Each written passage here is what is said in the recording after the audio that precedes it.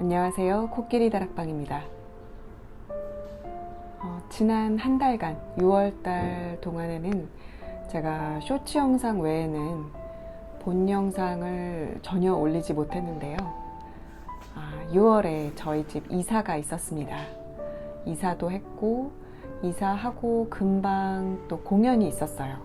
안산에서 세월호 참사 10주기 기념 공연을 저희 극단에서 했는데, 그 공연에 참여하느라 연습을 다니고 또 공연하느라 영상을 제작할 시간이 좀 부족했습니다. 몇 분 안 되는 구독자분들이지만 혹시 기다리셨을지도 모를 구독자분들께 죄송하다는 말씀 드리고 싶습니다. 지금은 공연이 다 끝난 상태고요.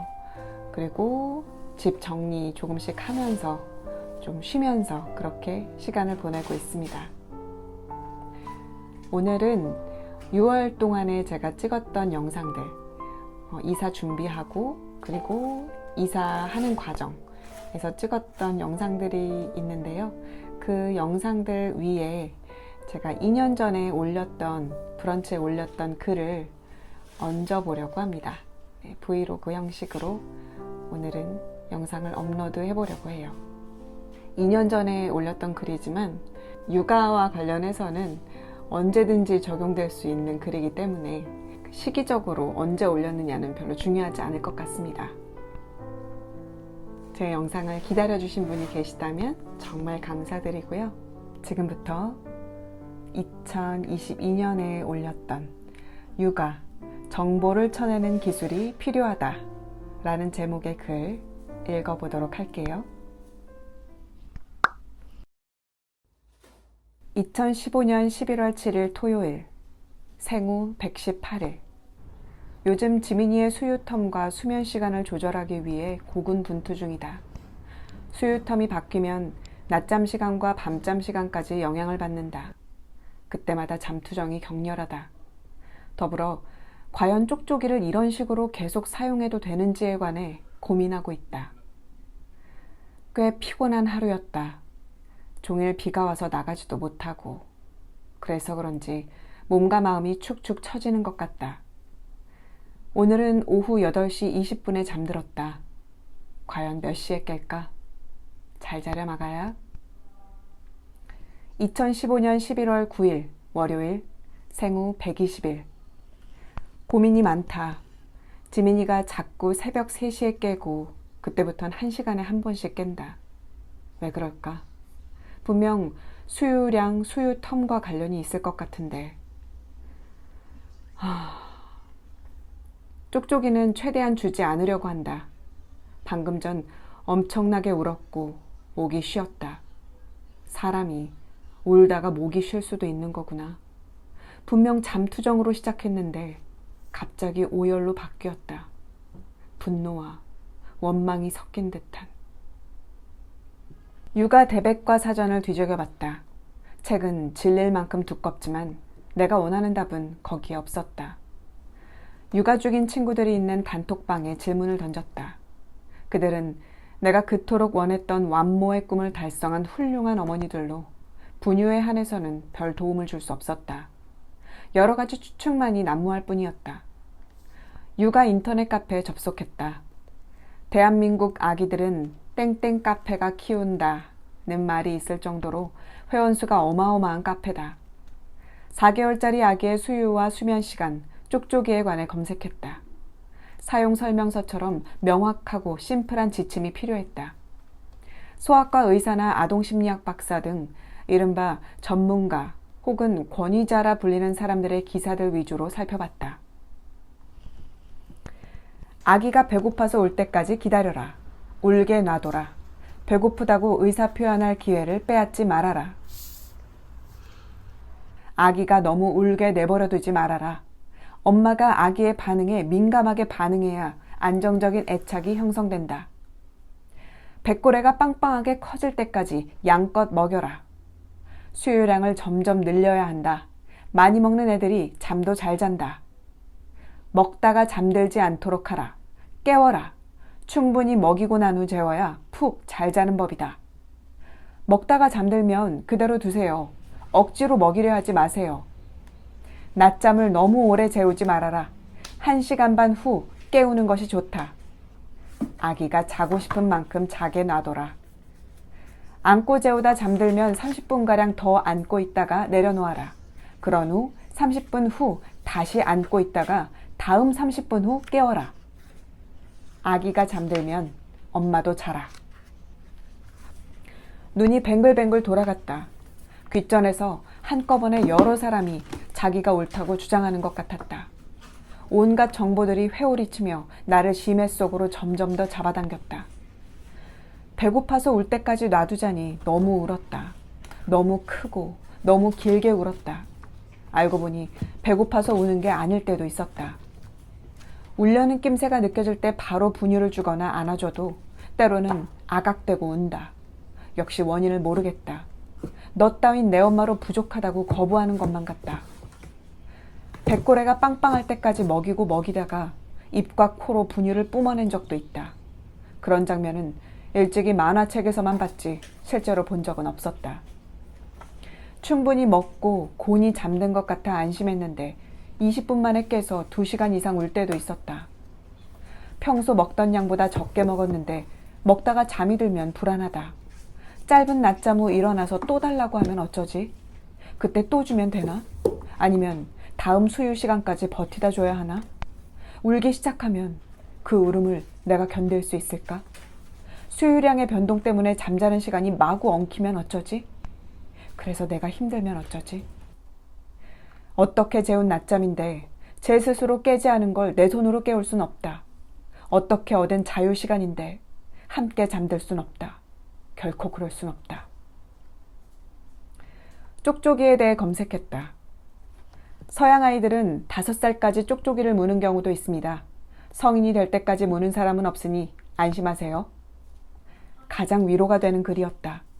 하지만 정말 5살 때까지 쪽쪽이를 물려고 하면 어쩌나 5년 후에 조바심이 밀려왔다. 쪽쪽이보다는 손가락 빠는 것이 더 나을 수 있습니다. 오, 손가락을 빨게 해볼까? 나도 빨았었잖아. 손가락을 빨면 손이 짓무를 수 있으니 쪽쪽이가 낫습니다. 가급적이면 쪽쪽이에 의존하지 마세요. 의존도를 최대한 낮춰야 합니다. 역시 그렇구나. 어떻게 해야 의존도를 낮출 수 있는 거야? 때가 되면 자연스럽게 끊을 수 있으니 너무 염려 마세요. 그냥 맘 편히 쭉 써볼까? 쪽쪽이는 구강구조 형성에 악영향을 미친다. 이럴 수가. 아예 안 쓰는 편이 낫겠어.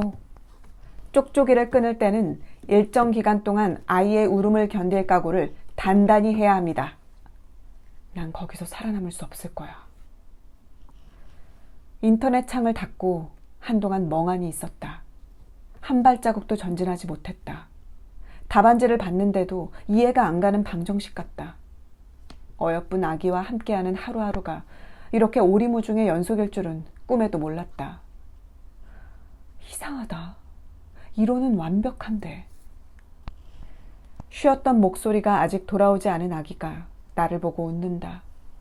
쉰 목소리로 웃는 웃음소리에 가슴이 죄어들었다. 나는 오늘 실패했는데 너는 나를 보고 웃는구나. 늦은 밤 단톡방의 친구들이 아이들을 재우고 안부를 묻는다. 흡사 전후의 생사를 확인하는 정도의 무게감이다. 현실주의자 친구. 그래, 생각난다. 많이 힘들었어. 정말 많이 힘들었던 기억이 나. 아들 셋 친구. 힘들지. 몸이 가루가 되는 것 같지. 내가 갈갈이 다 흩어져서 없어져 버릴 것만 같지. 힘들고 말고. 커리어 우먼 친구. 고생했어. 고생 많았어. 너희 정말 대단해. 아들 셋 친구. 내가 조만간 놀러 갈게. 조금만 힘내. 응? 너저분한 것들이 널려있는 어두운 거실 한 구석에서 자그마한 휴대폰에 의지한 채 꺼이꺼이 눈물을 삼켰다. 젊은 엄마들은 함께 울어주지만 늙은 엄마들은 깔깔깔 웃는다. 왠지 통쾌함이 묻어있는 웃음이다. 친정엄마. 애가 이런 날도 있고 저런 날도 있는 거지. 매일 잘 자면 그게 애기야? 나도 맨날 피곤하고 어지러웠어. 그만하면 순하고 착한 거지. 시어머니. 아이고, 너도 그렇게 컸어. 이제 알겠냐? 그러면서 엄마 되는 거다. 엄마 되는 게 쉽지 않은 거야. 그 옛날 갓난아기를 돌보면서도 새벽부터 일어나 출근하는 남편과 시어른을 위해 한상 차림까지 해야 했던 늙은 엄마들의 사연엔 당해낼 수가 없다. 이런 날도 있고 저런 날도 있는 거지. 자꾸 되뇌었다. 나는 아기가 많이 웃고 잠깐 울길 기대했다. 왕왕대며 몇 시간이고 우는 건 비정상이며 내가 뭔가를 단단히 잘못하고 있는 줄만 알았다. 다행히도 젊은 엄마들과 늙은 엄마들의 증언에 따르면 아기들은 원래 시도 때도 없이 우는 존재라는 것이었다. 그것부터 받아들여야 했다. 아침 저녁으로 다르게 자라나는 아기의 수유량에 작은 변화가 생겼다고, 잠 좀 덜 잤다고, 어제보다 더 많이 운다고 일일이 예민해져선 안 됐다. 잘 먹고 잘 자며 야무지게 울어대는 평범한 아기를 통계 수치대로, 사실은 나 편한 대로 조절하고 통제하고자 하는 욕구를 버리고 때 잃은 조바심과 틈만 나면 비집고 들어오는 자책감을 내려놓아야 했다. 이런 날도 있고 저런 날도 있으리. 시어머니 말씀처럼 엄마가 된다는 건 마침표가 아닌 길고 긴 여정인 것 같다. 아기를 낳으면 자동적으로 엄마 모드로 전환되어 척척 잘 해내는 건 줄 알았는데 큰 오산이었다. 아직은 엄마가 아니고 엄마가 되어가는 중인 것 같다. 그래, 꽃보다 누나의 희애 언니도 말했지. 우는 날이 더 많아. 9번 울고 1번 웃어주면 좋다가 또 우는 거야. 며칠 새 극도로 날카로워진 성질머리가 남편을 사납게 공격했다. 퇴근 후 속수무책으로 총알바지가 되던 남편이 평일 낮에 전화를 걸어왔다. 이따가 누가 전화할 거야. 네 번호 알려줬어. 내가 도울 수 있는 게 별로 없으니까. 일단 이야기 들어봐. 남편의 지인이 전화를 걸어왔다. 아이가 모두 초등학생으로 딸 2, 아들 1, 무려 3을 키우는 엄마다. 많이 힘들었어요. 나도 그랬어요. 친정엄마도 한국에 안 계시고 무엇보다 제가 아기일 때 부모님께서 이혼하신 후 그때부터 쭉 엄마와 떨어져 살았기 때문에 엄마란 어떤 존재인지 아이를 어떻게 대해야 하는 건지 전혀 감도 안 오더라고요.